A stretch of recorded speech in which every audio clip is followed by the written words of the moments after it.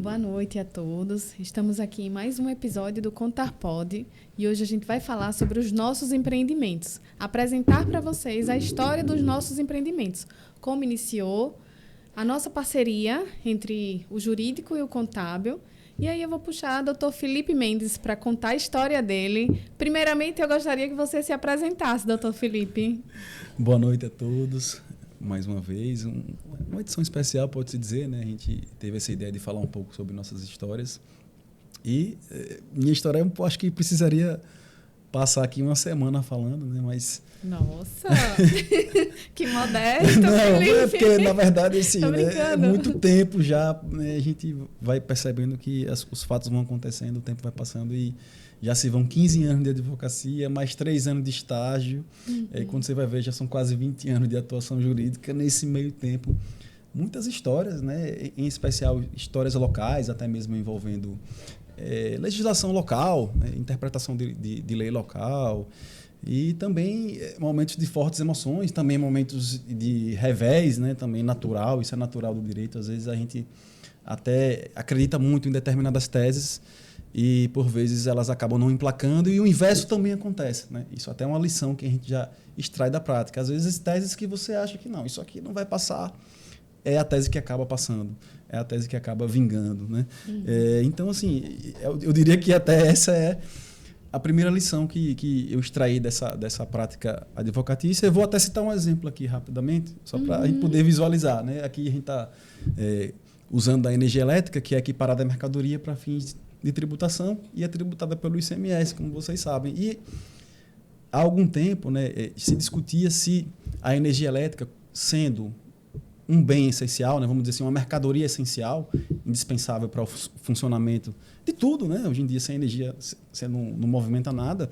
Existia uma discussão que era a seguinte: por se tratar de uma mercadoria essencial, né, não teriam os estados a obrigação de estabelecer a alíquota mínima, a alíquota modal, a alíquota base, que no caso de Sergipe é 18%. Essa discussão... 19%. E há pouco tempo, não sei se ainda está cobrando, mas há pouco tempo atrás a Energisa cobrava em algumas faturas 27,5%. Na verdade, não é a Energisa, né? O Estado de Sergipe estabelecia a cobrança de 27,5%, até que veio o Supremo e entendeu que energia elétrica é bem essencial, é mercadoria essencial, e assim sendo deve se aplicar a alíquota mínima. Eu confesso que eu não acreditava nessa tese.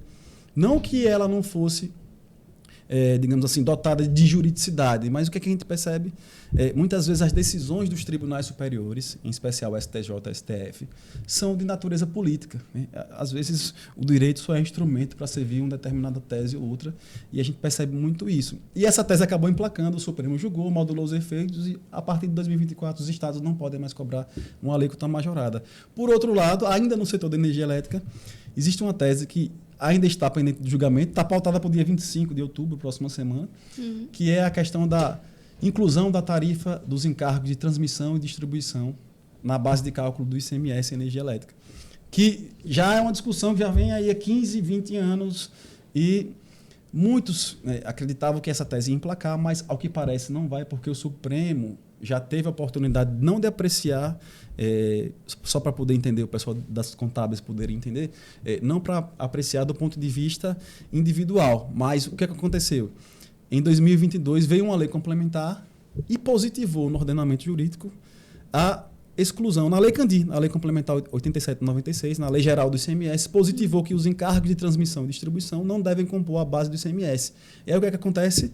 Logo depois, uma velocidade até impressionante, o Supremo declarou essa parte dessa nova lei inconstitucional, ao argumento de que a União estaria se imiscuindo, invadindo a competência tributária dos estados ao determinar a exclusão desses encargos. Só que perceba que o Supremo exarou essa decisão em controle concentrado, ou seja, não era um caso concreto onde tinha partes, era a análise da lei, né? A análise da lei de forma objetiva. E aí, próxima semana, o STJ vai analisar, né, um recurso repetitivo, que é uma espécie de recurso paradigma, que o que fica decidido vai ser replicado nas outras teses. Mas a gente já tem aquela sensação de certeza de que o STJ não vai acolher a tese, porque o Supremo já disse em controle concentrado que é inconstitucional. Mas aquela história, mais uma vez, o que o professor Evânio Moura costuma falar em suas palestras, né? O caráter lotérico do direito. Eu acho que essa conceituação do professor ela é perfeita, porque a gente percebe que muitas vezes, principalmente na esfera tributária, né, essas teses, muitas vezes é uma loteria mesmo. A tecnicidade, às vezes, fica em segundo plano. Às vezes, a tese que você acha que não tem tanta juridicidade é a que emplaca, às vezes, a que você acha que não, ou a que vai emplacar, não emplaca. Mas essa é só um exemplo. Mas eu acho que talvez a maior lição, falando especificamente da esfera tributária, no setor jurídico da esfera tributária, eu acho que a maior lição que a gente extrai, especialmente para os empresários, né, titulares de pessoas jurídicas, não deixem de questionar as suas exações, as suas cobranças. Não deixem de questionar no momento oportuno. Por que eu falo no momento oportuno? Porque hoje virou regra, virou um padrão, né? Não existe em lei nenhuma, mas virou uma praxe já, que toda vez que o Supremo Tribunal Federal, em especial, o STJ também, dá ganho de causa para os contribuintes, quando os contribuintes ganham a tese, o que é que acontece? Quase sempre eles modulam os efeitos da decisão. O que é que isso significa na prática, modular os efeitos da decisão? Significa que aqueles contribuintes que se movimentaram, ajuizaram as suas ações, vão fazer jus à recuperação do retroativo. E aqueles que se quedaram inertes, nada fizeram, não vão poder usufruir da recuperação do retroativo. Agora, imagine a diferença de uma empresa que se mantém ali, digamos assim, a par das discussões e entra em todas as discussões, claro, com as cautelas devidas, né, e o impacto que isso pode causar. Por exemplo, uma empresa que entrou pode ter recuperado um crédito que às vezes é crédito de 1 milhão, e outra que não entrou, pelo simples fato de não ter se movimentado, vai ficar sem essa recuperação. Isso pode até gerar uma quebra brutal na concorrência ali, né? E já vou fazer um paralelo com a contabilidade. E qual é o grande ponto dessas teses, né? Todo mundo escuta falar na internet, recuperação tributária. O primeiro ponto é o seguinte: não necessariamente você precisa se submeter a grandes riscos, porque existe um remédio jurídico, um remédio constitucional, que chama mandado de segurança. E mandado de segurança, vamos supor que, caso ele seja julgado improcedente, seja denegado, não vai gerar ônus de sucumbência, que é aquela história de ter que pagar honorários. No mandado de segurança não cabe a condenação em honorários. Então, é um caminho muito utilizado na esfera tributária quando você quer entrar na discussão, não perder o trem e sem se submeter a grandes riscos. Se você não quiser submeter a risco nenhum, é só realizar o depósito da diferença daquele valor que você está controvertendo, que você está discutindo em juízo. Mas agora, o segundo ponto, que aí eu já vou passar a bola para você. Deixa eu fazer um adendo aí. Isso aí que você está falando, eu posso resumir como seu direito, seu crédito? Exatamente, né? Exatamente. Eu acho que tem a ver com isso mesmo, né? Pois é. Então, se você vê a oportunidade ali, por que não entrar? Ali é o seu direito. Muitas vezes o seu crédito é o que vem, é o bônus que vai, né, fluir da ação, eu posso até falar um exemplo concreto aqui. Próxima semana, além dessa tese, né, que pelo menos está pautada, né, dia 25 na STJ, Fortes Emoções Tributaristas, mas uma das teses que também está pautada, eu vou fazer um exemplo prático aqui, eu digo porque eu tenho um caso concreto lá, eu espero que ganhe, né? É uma situação de uma empresa, claro, uma empresa que tem uma folha de salário substancial, não vou falar nome aqui, mas a tese é a limitação da base de cálculo das contribuições incidentes sobre a folha de salário, especificamente as contribuições do Sistema S, contribuições de terceiros, né, chamada contribuições do Sistema S. E aí o que acontece? A tese é a seguinte: a interpretação que os tributaristas deram é que essa contribuição deve ser limitada até 20 salários mínimos. Você pega uma empresa que tem 100, 200 funcionários, vai ser muito maior do que 20 salários mínimos. Sim. Vamos supor, sei lá, 150 mil, 200 mil é muito mais do que 20 salários mínimos. A diferença é o que você está controvertendo. Essa empresa especificamente, a gente recolhe todo mês, judicialmente, aproximadamente 25, 30 mil. Não sei por que a flutuação é uma questão trabalhista, né? Mas aproximadamente 26, 27, todo mês a gente deposita. Quando a gente impetrou o mandado de segurança, já tinha 700 mil já, né, de retroativo. Já tem essa discussão, esse mandado de segurança está desde 2020 em curso. De lá para cá a gente vem fazendo esses depósitos. Então, assim, se essa tese vier a ser acolhida, essa empresa ela vai recuperar aí coisa de 1 milhão e 200 mil. Enquanto a empresa que não se movimentou vai ficar a ver o navio passar ali e não vai poder se aproveitar dessa demanda, né? E assim, se perder, está lá pago, depositado, é o que equivale ao pagamento. Não vai ter problema nenhum, a empresa vai continuar a regular, é como se tivesse realizado o pagamento. E até é importante esclarecer isso, porque recentemente saiu uma decisão da STJ que muita gente se assustou, que é o seguinte: dizendo que a realização do depósito judicial da quantia controvertida, não garante o pagamento, mas isso é para o direito privado, vamos supor um banco, né, alguma discussão dessa natureza. Na esfera tributária, o depósito garante, né, existe uma lei que determina que a instituição financeira tem a obrigação de atualizar esse valor e caso venha uma derrota, é convertido em renda em favor da Fazenda Pública, ou seja, a empresa não vai ter problema nenhum. O único custo que a empresa vai ter é a custas processuais. São as custas processuais que são de valores diminutos, perto do valor que você pretende discutir. Mas só para fechar, a importância da contabilidade na discussão de tese tributária. Porque não adianta você movimentar, agitar, né, discussões de teses se a empresa não tiver uma contabilidade organizada. Não adianta. E explico por quê. Porque, por vezes, a empresa até se enquadra numa tese específica, mas, por outro lado, está declarando erroneamente, ou então está recolhendo erroneamente um outro tributo da mesma competência.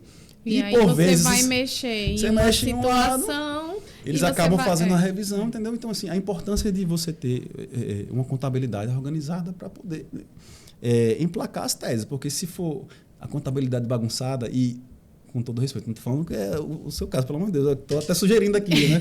Procure contadoras como Juliana, sabe? Que saibam organizar a casa. Porque a gente percebe muitas vezes que os contadores, às vezes, se passam. Vou te falar, eu já percebi, por exemplo, recentemente fui atuar em nome da empresa, quando fui ver, pedir documentação contábil, quando fui ver SF, né? Escrituração contábil fiscal, SED, contribuições zeradas. Na verdade, eles não tinham emitido o documento com um documento mensal. Quando eu fui ver, eu solicitei, postergou, eu preciso disso para fazer a defesa. Quando fui ver, emitiu tudo com a data só e zerado. Então, assim, não adianta. Muitas vezes nem o empresário sabe que está zerado. Exatamente. Quase sempre o empresário não sabe. E quem responde é ele. Justamente. Então, assim, valorize o contador, né? Se tem uma coisa que não dá para economizar, com o contador, assim, sabe? Até mesmo para mudança de regime, né, Ju? Por exemplo, a gente tem um costume de tudo vamos para o simples, mas por vezes, a depender do setor, pode ser que o simples não seja o regime mais favorável e às vezes o lucro real é o regime mais favorável. Só que o lucro real para o contador é mais trabalhoso, mas é melhor você pagar um honorário maior para o contador para ele te manter no lucro real, que ainda assim você vai sair com economia relevante. Então, são situações que... Tem que fazer conta, na verdade. Isso. Porque para você ir para o lucro real, você também tem que ter uma mentalidade de empreendedor, né? Porque o Simples Nacional tem algumas regalias. Isso é fato. E aí muitos empresários preferem estar no Simples por causa dessas regalias, né? Algumas declarações que não são obrigadas dentro do Simples. Mas é isso, tem que fazer conta. Você tem que ir para a planilha ou solicitar um estudo tributário, seja com um advogado, nessa parceria jurídico-contábil, para que você coloque no papel quais são os custos que você vai ter, sendo lucro real, sendo lucro presumido e sendo Simples Nacional. E dentro desse custo, você tem que colocar, inclusive, o honorário contábil. E honorário jurídico também, para que sua empresa seja acompanhada. Felipe tem várias teses, então, de repente, você fecha um honorário com ele mensal e você vai ter direito a várias teses, sua empresa organizada.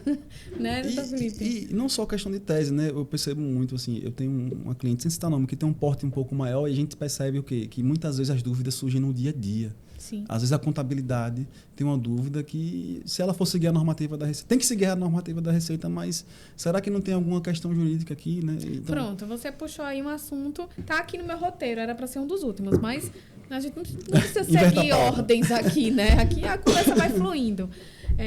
A gente está com um escritório agora físico, eu estou na mesma galeria que Dr. Felipe e eu recebi um cliente que foi lá porque caiu na malha fina. E aí, nessas horas, é que chama o contador.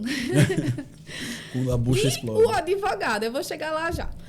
Aí o cliente chegou lá, Juliana, eu não informei esse rendimento, que na verdade esse rendimento ele se deu em vários anos, e o Banco do Brasil achou de informar agora em 2022 num montante total, certo? Sendo que ele foi em vários anos. Aí a gente começou a discutir por quê? Se ele declarar como ele recebeu no ano de 2020, 21 e 22, ele usando os recibos que ele tem de despesas médicas, talvez o imposto dele seja menor do que ele pegar e informar a Receita Federal todo em 2022, porque ele não vai poder usar as despesas médicas dos anos de 2020 e 2021. Aí ele perde esses benefícios.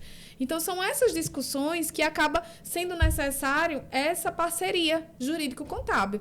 E aí a gente começou a ter várias dúvidas. E essas dúvidas eu tenho desde... A gente vai chegar na nossa história, tá, gente? Que, inclusive, é o tema de hoje. Mas essas dúvidas que eu tenho, que é rotina mesmo, no dia a dia que surge, que a cliente dele tem, e que eu, como contadora, tenho, e que o meu cliente teve também, ela surge, que é normal e natural. Eu tenho a vivência. Eu sei informar, doutor Felipe, o rendimento onde ele tem que estar. Se é na tributação exclusiva, se é em cada campo lá da declaração. Mas a legalidade, a questão, a parte jurídica, a questão jurídica, quem vai saber é doutor Felipe. Então, é nessas horas que a gente precisa. E aí, eu peguei o meu cliente e fui na sala de doutor Felipe. Oi, doutor Felipe, tudo bem? Tá podendo atender aí?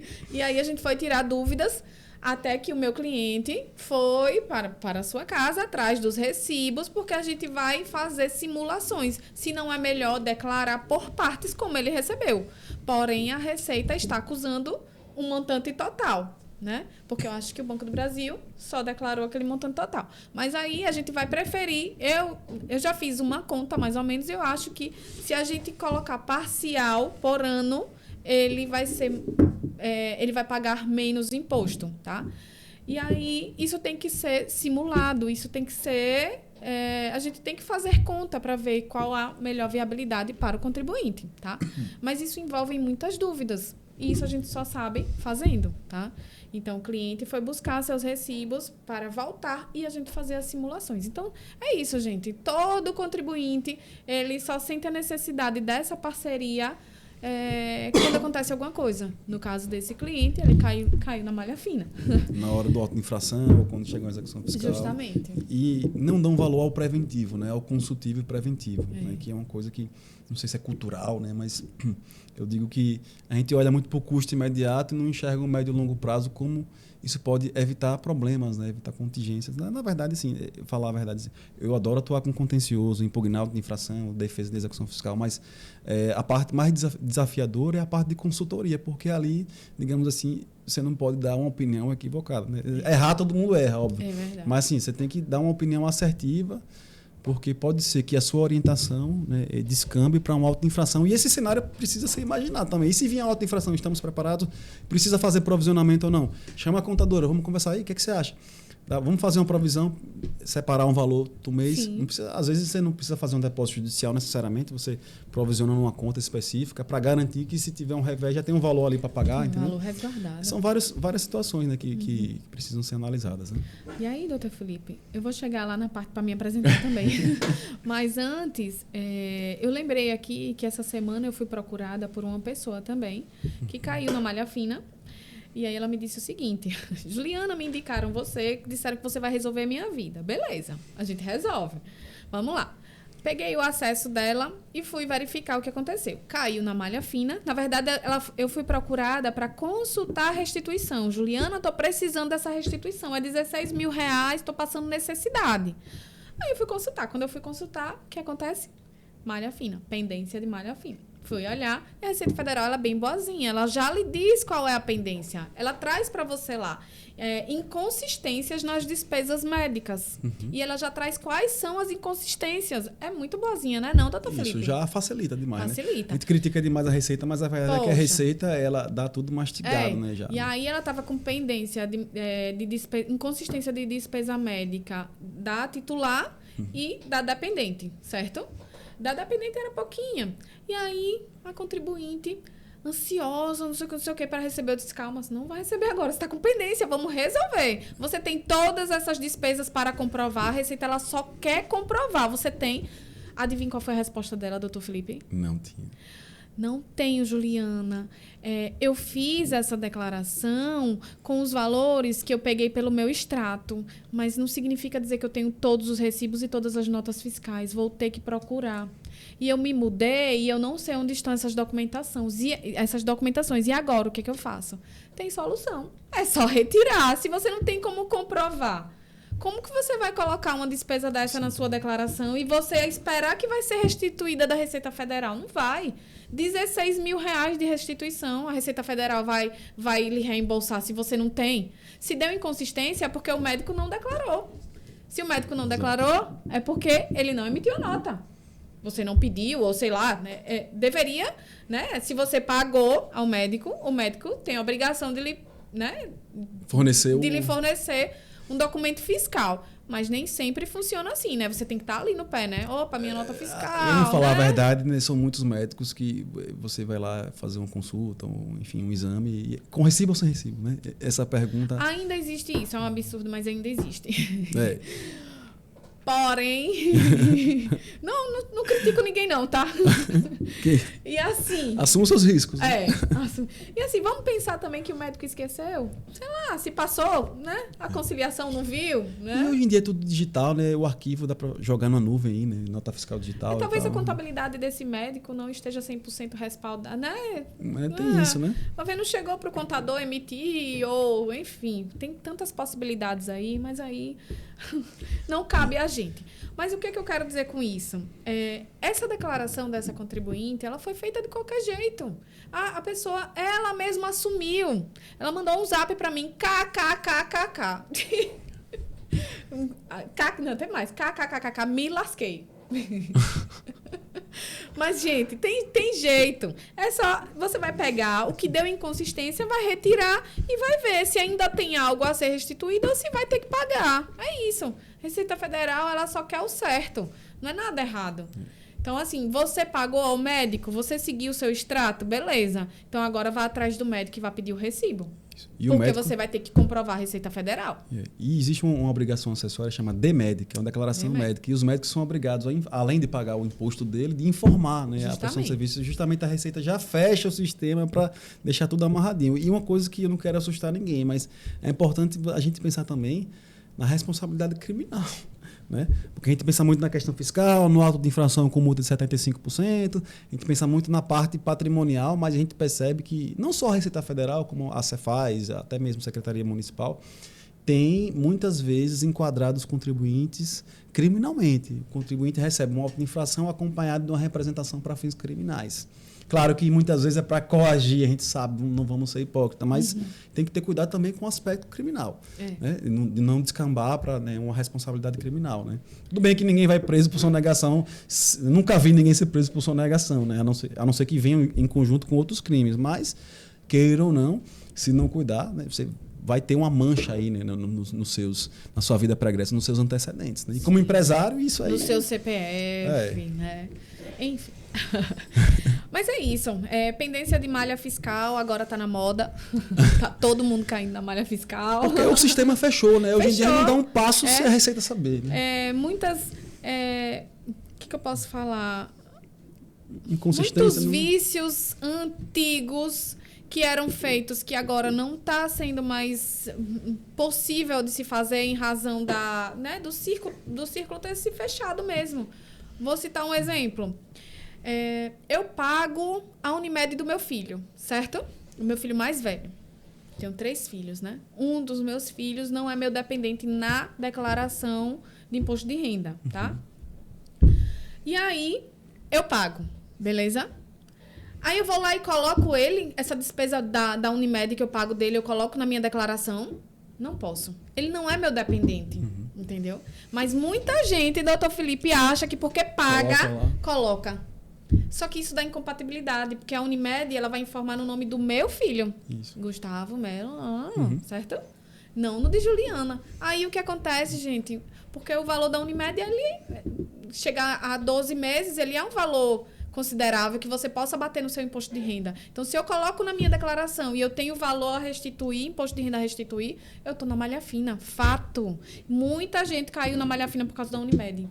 Muita gente. E esse é um erro muito comum, a pessoa achar, não, porque eu pago, mas eu posso deduzir, e sem a pessoa, sem um dependente ser formalmente dependente. Sim. E vale lembrar, né, que, por exemplo, no caso do seu filho aí, poderia até, por opção, no exercício futuro, ele passar a ser seu dependente. Né? É questão até de conta. Por exemplo, quem trabalha com pessoa jurídica, muitas vezes, a maior parte dos rendimentos vem por via de distribuição de lucros, que são isentos, e sendo isentos não repercute no imposto de renda da pessoa física. Então, se a pessoa tem um cônjuge que é, sei lá, um servidor público que paga um imposto de renda pesado, muitas vezes é melhor que você, mesmo que você pague aquele custo com o plano de saúde, por exemplo, é melhor jogar para o servidor público, porque ele vai ter um imposto menor, ou então uma restituição maior, e para você não vai fazer diferença, já que você, digamos assim, já recebe tudo tributado, né? Já recebe tudo já livre, isento, só vai praticamente declarar, Lene. Se você for pegar, assim, eu até estava brincando, muitas vezes o pessoal de banco pede a declaração de imposto de renda para atualizar, para ver se você teve evolução patrimonial, acompanhar a evolução do seu patrimônio. E muitas vezes, se a pessoa não tiver treinada, ela pega aquelas 2 primeiras páginas da declaração, e se ela só olhar aquela parte ali, ela pode ter a impressão equivocada de que a pessoa às vezes tem uma renda baixa, incompatível com a pretensão. Mas é indispensável você olhar os rendimentos isentos e não tributáveis, porque para a maioria dos empresários, eu tenho certeza disso, que o grosso está ali, né? Distribuição de lucros e dividendos. Não está lá naquela página, aquela parte do Prolabore, não está. Enquanto isso é isento, eu estou nessa tese de que CNPJ é vida. Eu posto isso quase todo dia. Agora, o Instagram tem um negocinho novo, né? Que você coloca lá a nota, não tem? Eu ainda não me acostumei com essa ferramenta, não, mas eu só vi. Eu também só vi, já ando abusando lá dessa nota, nem sei para que serve, mas enfim, ainda vou chegar nessa parte. Depois eu dou uma estudada para ver para que serve. Mas eu já estou usando, eu coloco lá, CNPJ é vida. E é mesmo, viu? Enquanto, pelo menos, né, não tributária a distribuição de lucros e dividendos, que é uma peleja aí, né? O argumento da Receita no mundo inteiro se tributa, mas o argumento dos contribuintes, que eu entendo que é legítimo, é que, tudo bem, no mundo inteiro não se tributa, mas também no mundo inteiro não se tributa tanto a pessoa jurídica, né? Então, assim, acaba sendo elas por elas, né? É verdade. Bom, e aí, agora eu vou me apresentar. A gente pulou algumas etapas. Por favor, Juliana. Conte agora a sua vez, me conte aí um pouco de sua trajetória. Bem rapidinho, 15 anos de contabilidade, dá para fazer muita história. Eu nem cheguei nessa parte. Então, gente, eu sou contadora, Juliana Alcântara. Eu tenho 15 anos nessa área, sou apaixonada por contabilidade. Já pensei por várias vezes fazer direito, mas eu preferi seguir na minha área. Eu botei na minha cabeça que eu quero ser a melhor contadora, então por que não investir na minha área, tá? Eu estou terminando o mestrado, já deveria ter terminado. Tá quase. Alguns aí entraves atrasaram, né? Uma gravidez. Mas é melhor entregar bem feito do que de qualquer jeito, você está fazendo certo. Entrou uma gravidez aí no meio, menino pequeno. E aí agora está pendente só da dissertação, mas vai sair. Sai esse ano ainda, com fé em Deus. Peço até que orem por mim para que esse mestrado saia. Vibrações positivas, viu? E aí, então, é isso. Eu sou apaixonada por contabilidade. E 15 anos, né? Todo mundo me conhece como contadora. Juliana, a contadora. A contadora, a mulher do dinheiro, detalhe. Contabilidade, ligam a dinheiro, enfim. E é isso. Eu gosto dessa parte de empreender, de ajudar empresários.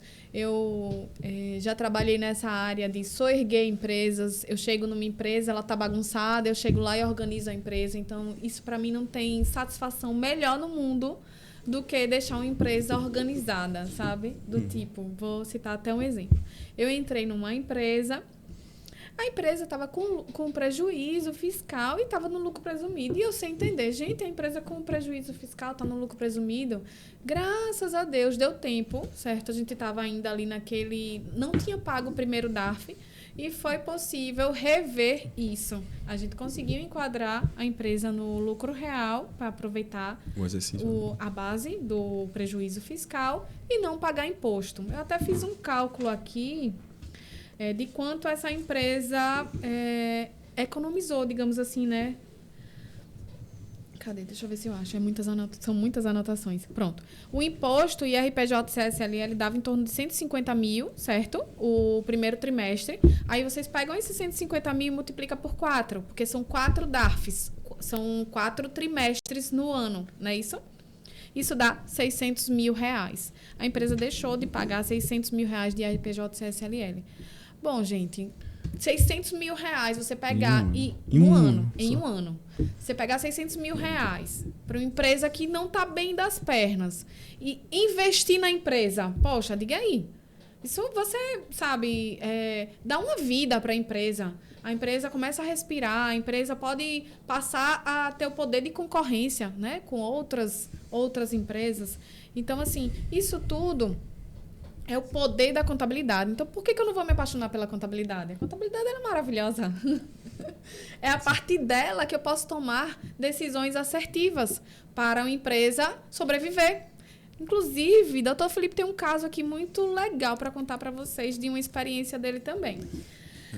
E aí, então, deixa eu acabar de me apresentar. Contadora, há 15 anos, terminando o mestrado. Atualmente estou também à frente da diretoria financeira da Câmara Municipal de Aracaju, tomando conta ali dessa parte legal também do financeiro. Eu amo tudo isso do financeiro, da contabilidade, fazer gestão dos números, apresentar orçamento, como é que está a receita, as despesas. O lucro é a melhor parte, né? Pode falar um pouquinho da sua passagem da Cefaz? Você passou um tempo na Cefaz também? Passei um tempo na Cefaz também, na Sergás também. Saí atualmente da Sergás, era conselheira fiscal. E atualmente passei uma época também com um empresário top daqui do nosso estado, organizando as empresas, arrumando a casa, né?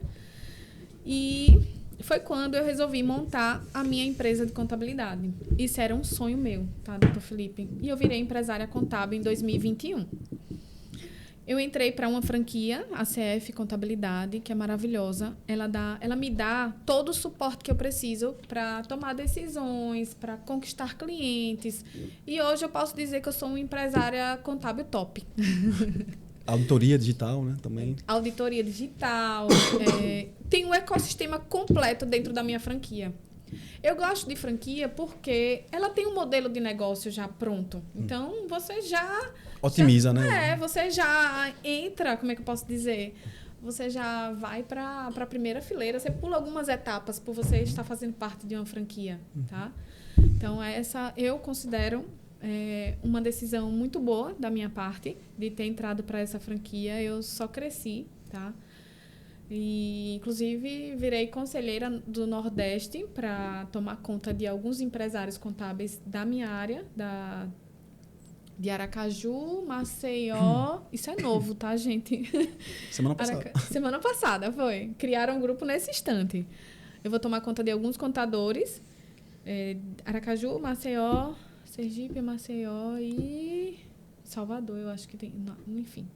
Ainda não tomei pé dos contadores, não, tá? Criaram um grupo, enfim, isso é muito novo. Mas, quando eu tomei essa decisão de virar empresária contábil, eu recebi uma proposta. Eu acho que vale contar, porque, às vezes, o nosso sonho ele tem que falar mais alto. Eu recebi uma proposta muito boa para tomar conta de um órgão aí, em Itabaiana, não vou falar o nome. Era um salário top. E eu disse não. Mas por que eu disse não? Porque eu já estava com tudo engatilhado para entrar nessa franquia. Como é que eu vou cuidar da minha empresa e aceitar esse desafio, que esse desafio era um desafio assim, o salário era bom, só que eu tinha horário para entrar na empresa e não tinha horário para sair. Então, que horas que eu ia cuidar do meu negócio? Entende?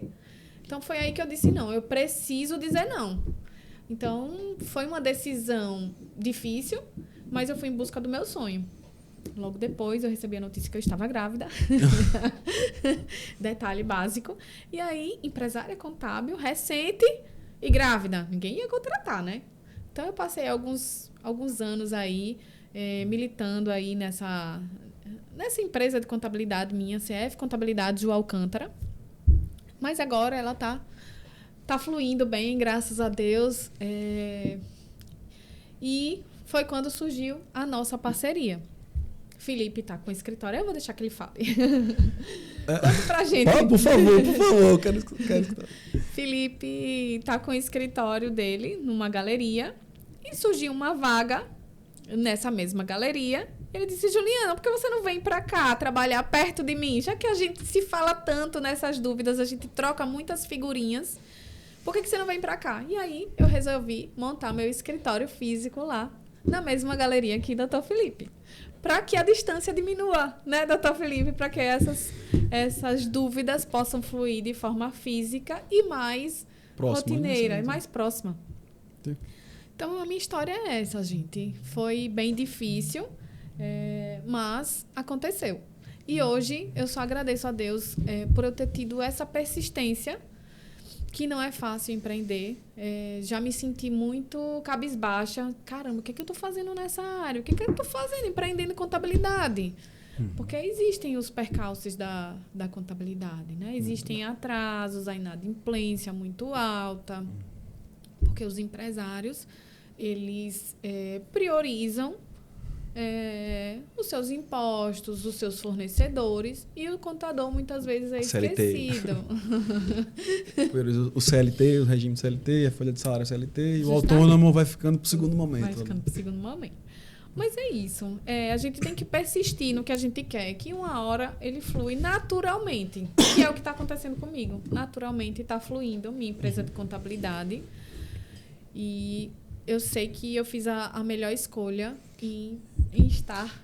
Teve a visão, né? Teve a visão de empreendedora e eu diria até que de investidora, né? Acho que isso tem uma das lições que o mercado de investimento nos traz para a vida de empreendedor, é você não se apegar tanto ao curto prazo. Eu acho que é uma coisa cultural no Brasil. Pensar nas contas, apagar do mês a mês ali e esquece de enxergar no médio e longo prazo. Se eu for por aqui, eu vou sofrer no começo, mas no médio prazo eu tenho certeza que vai ser melhor do que se eu ficar onde eu estou. Por exemplo, você poderia ter aceito essa proposta, estaria lá ganhando um salário substancial, mas dentro de 3 anos, talvez você tivesse arrependido porque não tivesse seguido outro caminho, estaria ganhando mais do que... Né? E assim, é outra coisa, né? Você trabalhar para você, sabe? Você acorda ali. E assim, eu vou te dizer uma coisa, eu trabalho com contabilidade, mas é amor mesmo que eu tenho. Muitas vezes eu faço as coisas até sem cobrar. Eu recebo mensagens do tipo, quanto você cobra para abrir minha empresa? Eu sou nova nessa área. Sabe o que eu digo? Não se preocupe com o valor. Vamos abrir o seu negócio e você... Mas isso é porque eu gosto mesmo de ajudar o empresário que está nascendo. Tanto é que eu adoto essa ideia de que CNPJ é vida, de que eu sou incentivadora de CNPJ, porque para você empreender, se você não tiver um CNPJ, tá fora. Você tá fora.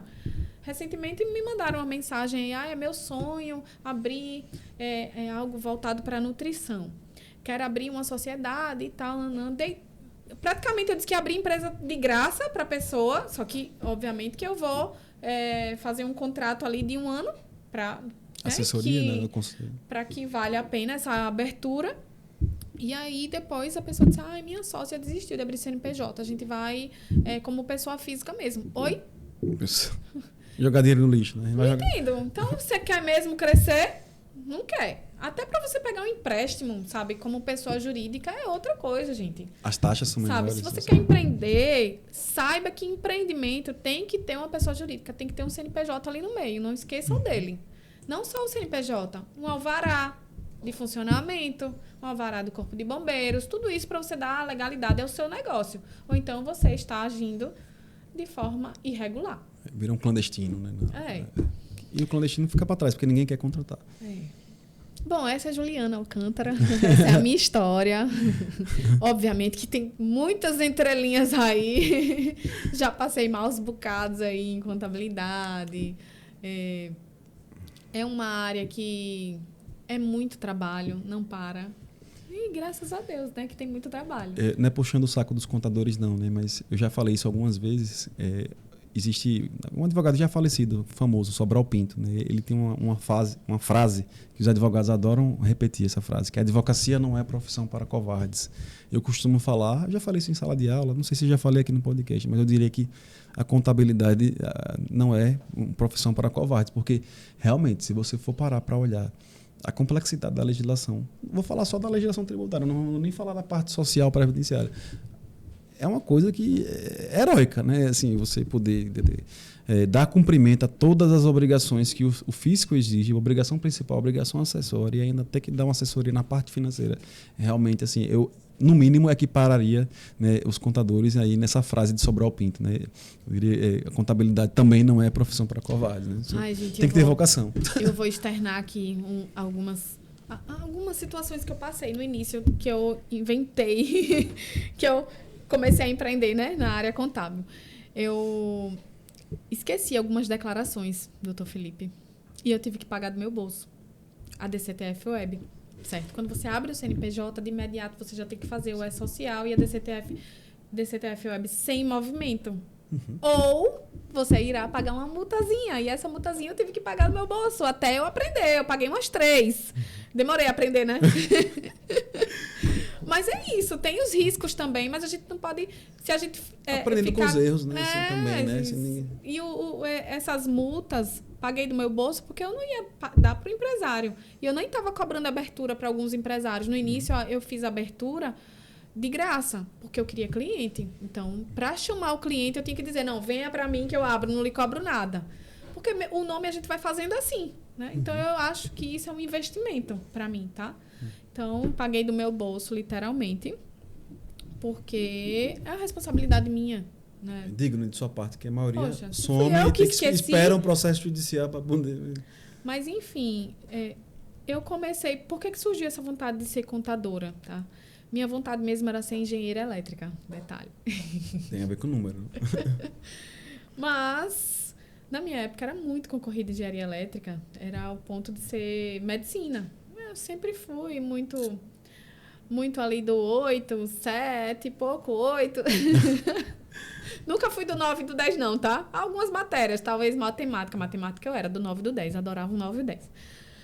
Mas, e aí, eu preferi fazer contabilidade, porque na minha família tinham muitos contadores. Meu avô era um contador muito bom aqui no estado, Geraldo Alcântara.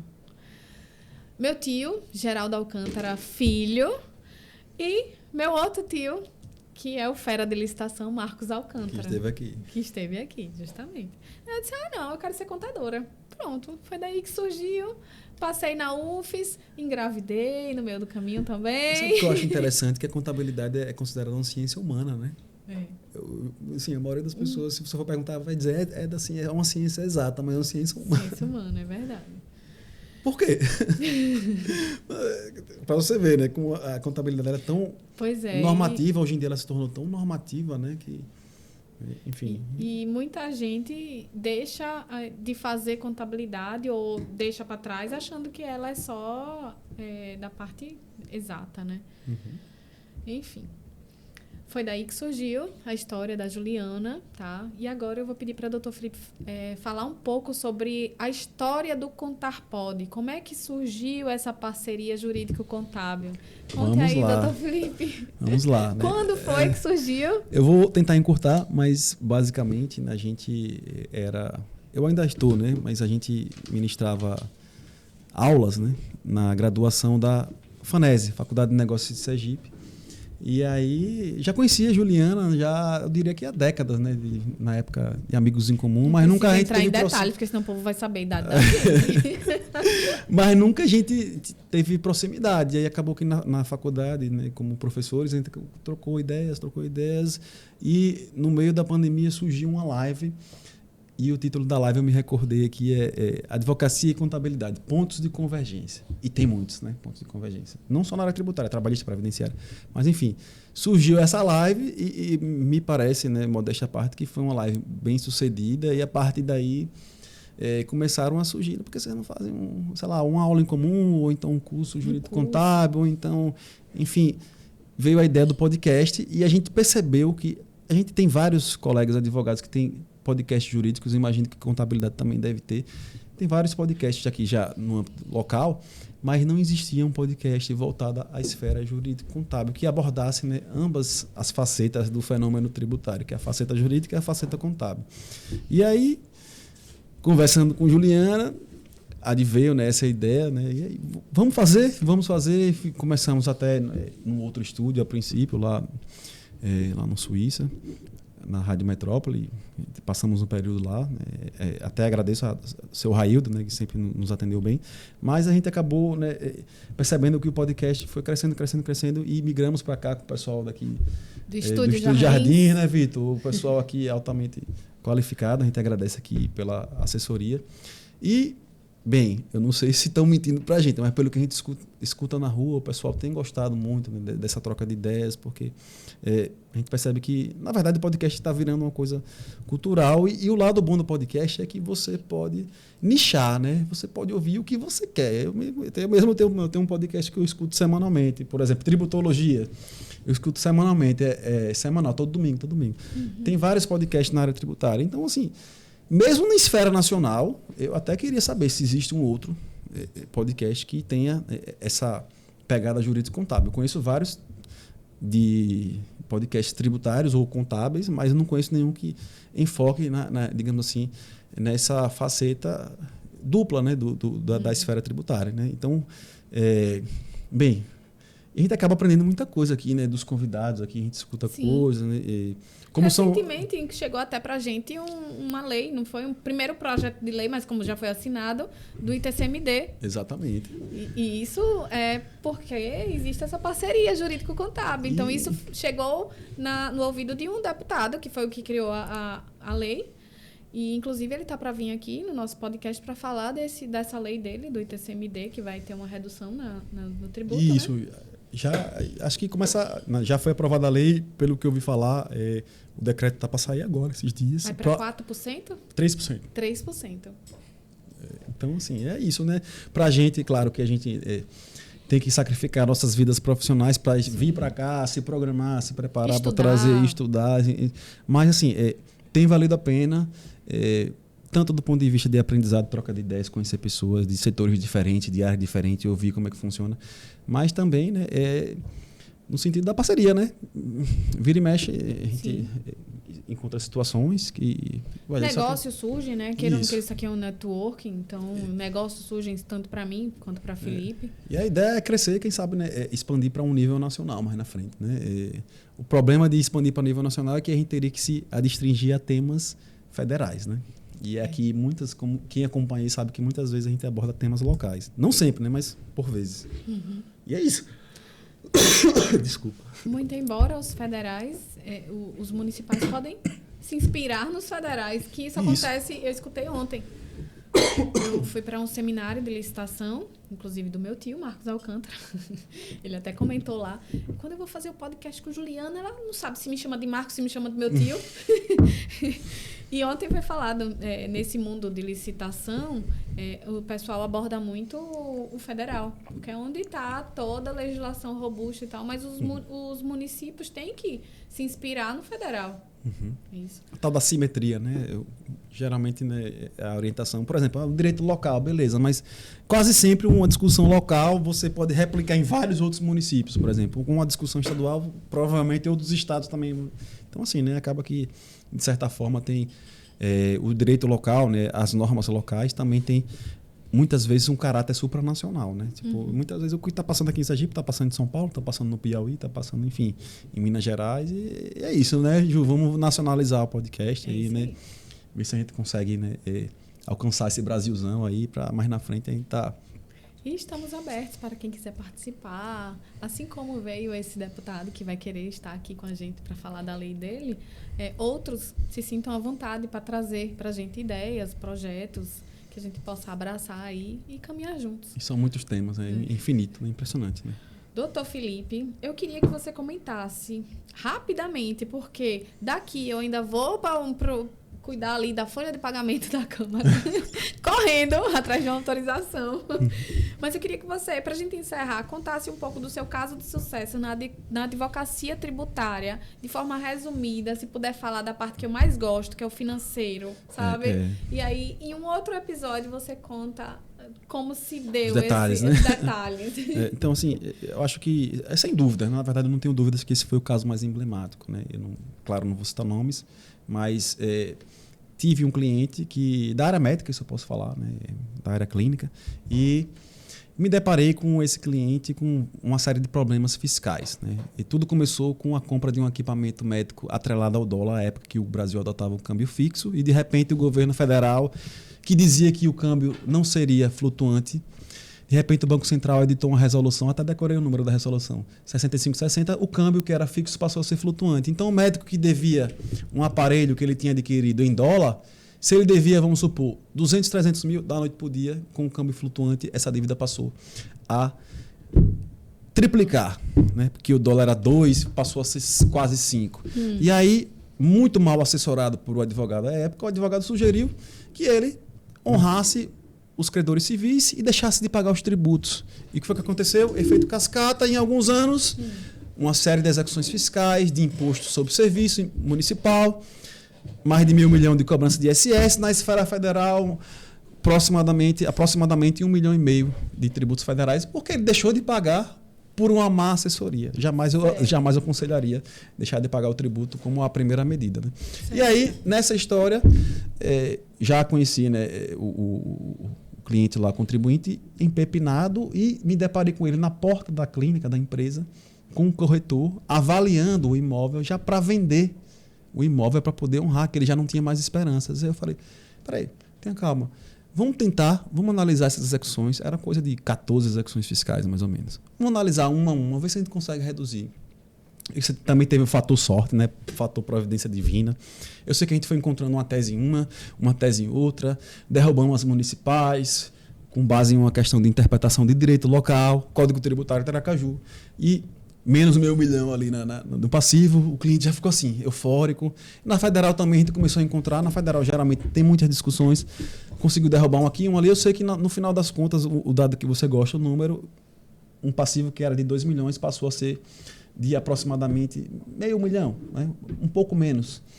E para fechar a cereja do... 2 milhões passou para 500 mil. Ou seja, uma redução aí de 1,5 milhão. E, além da redução, a gente conseguiu recuperar um pouco mais de 100 mil. Então, esse cliente que devia 2 milhões, ele acabou, né, digamos assim, equacionando, né, o problema dele em aproximadamente 300 mil, 1 milhão e 700 mil, que é equivalente a mais ou menos o valor do prédio que ele queria vender, que ele construiu ao longo de décadas, né, o principal patrimônio desse médico. Né? Então, assim, essa história, para mim, foi marcante. Agora, a gente falando aqui de forma bem breve, parece que foi fácil. E, na verdade, né, eu encararia isso até como uma guerra. Né? Foram várias batalhas e o fator paciência. Né? Ele teve o fator paciência. Digamos assim, a obra completa foi coisa de aproximadamente 10 anos, mas, no final das contas, valeu a pena. A empresa está preservada, a empresa está aí, continua a prestar serviços, equacionou o problema tributário, já está, digamos assim, voltou a ser rentável e salvou a empresa familiar, salvou um rendimento familiar. Então, salvou uma vida. Exatamente. Né? Igual a essas histórias, né, a gente percebe que tem muitas empresas que estão aí, acham que não tem solução e, muitas vezes, você encontra soluções de, no mínimo, diminuir o passivo. Não estou dizendo que a gente vai fazer milagre, mas nunca deixe de consultar um advogado tributarista ou um contador para ver se não existe alguma falha ali na cobrança do fisco ou até uma falha no processo, que pode ser que vocês tenham a sorte de encontrar uma nulidade, ainda que seja uma nulidade formal, e isso venha a salvar a empresa. A gente pensa muito em empresas de forma impessoal, mas por trás das empresas estão vidas, estão famílias, estão pessoas angustiadas sem dormir. Sentimentos, né? Também. Exatamente. Até casais, né, brigando ali, como o Cristiano que veio no podcast falou, quer ver um casal acabar a harmonia quando falta dinheiro. Né? E é verdade, assim, né? E quando envolve empresa familiar, isso aí é... Não, e quando você estava falando aí sobre vender aquele imóvel para pagar uma dívida e tal, quantos empresários a gente escuta que tirou sua vida porque faliu a empresa? Inclusive registros históricos aqui em Sergipe, né? Enfim, deixa pra lá. Né? Mas, eu tenho um caso desse. Depressão mesmo, a pessoa desenvolve depressão. Eu conheço um caso desse e o cara tirou sua vida porque ficou desesperado. A empresa faliu e ele simplesmente, desesperado, tirou sua vida porque disse, e agora? Como eu vou sustentar minha família? A questão da honra, né? Pegando... E a gente tem um caso desse aqui em Sergipe, de uma um hotel, empresa né, de gás, né? E a gente sabe que para tudo tem resolução. E é para isso que existe o advogado, o contador, para dar a solução para sua empresa, né? Para dar vida à sua empresa. Basta que você queira salvar a sua empresa. E a gente vai dar os caminhos para que isso aconteça ou para que, de fato, você dê baixa na sua empresa.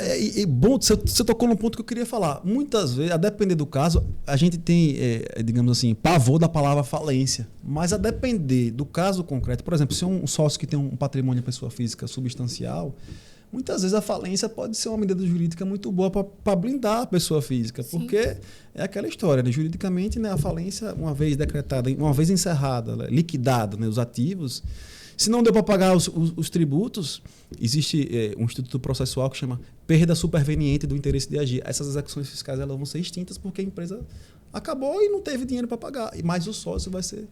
O patrimônio do sócio vai ser respaldado, não vai ter redirecionamento. Pode ter redirecionamento, mas nesse caso não. Quando não há má fé, quando for um insucesso. Então, por isso, para você ver como, né, a necessidade de você avaliar cada caso, a depender da situação, se for uma situação de UTI, de urgência, né, fazendo um paralelo, às vezes a falência pode ser uma solução que vai resolver. Às vezes o cara vai depois retomar a vida de outras formas.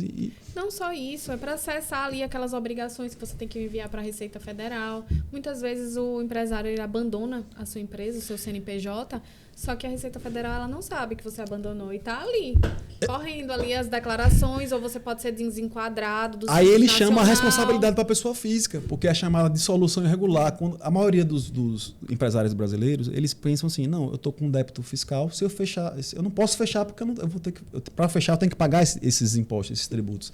E aí ele vai lá, não tenho como fechar, fecha as portas e não dá baixa.